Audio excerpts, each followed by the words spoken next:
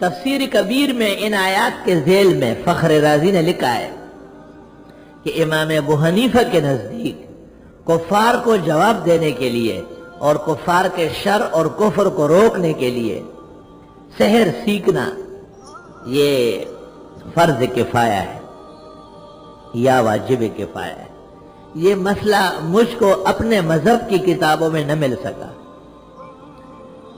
اور فخر رازی نے لکھا ہے ان آیات کے ذیل میں تفسیر کبیر میں فَعَلَى الْمُتَبَصِّرِ فِي الْفِقْهِ وَالتَّخَصُّصِ أَن يَتَجَسَّسَ هذه المسألة في مطولات الحنفیہ وأصولها وفروعها۔ جس شان سے فخر رازی نے لکھا ہے ایسا بسیط جزیہ نہیں مل سکتا۔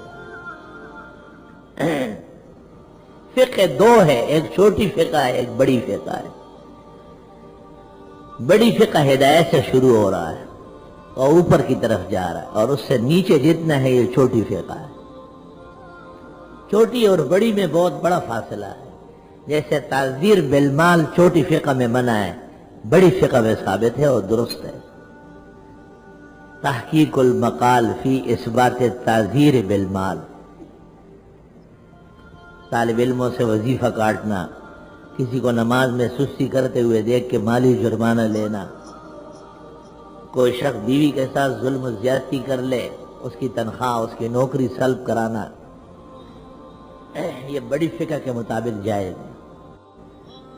جو شخص روز فجر کی نماز کے بعد 3 دفعہ سورہ فاتحہ، 3 دفعہ آیت الکرسی اور چہار کل 3 مرتبہ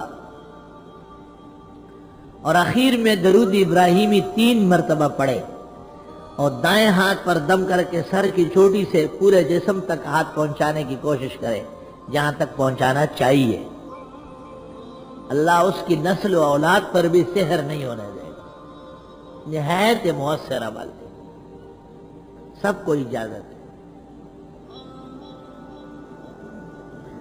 آج کل لوگ مرض میں مبتلا ہے، ہر شخص کہے گا اثرات ہے، اثرات ہے۔ وہ آپ جو داڑھی منڈاتے ہیں اس سے برا اثر ہو سکتا ہے، آپ جو نماز نہیں پڑھتے اس سے ناکارہ اثر ہو سکتا ہے، اس کا احساس نہیں ہے۔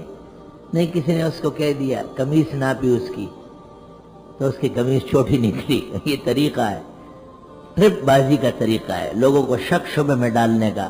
ساحر کا ایک طریقہ یہ بھی ہے کہ لوگوں کا عقیدہ متزلزل ہو جائے، کمزور ہو جائے۔ قوی ایمان والے پر سحر کی کتابوں میں لکھا ہے سحر نہیں ہوتا، ہوتا بھی ہے تو زیادہ نقصان نہیں ہوتا۔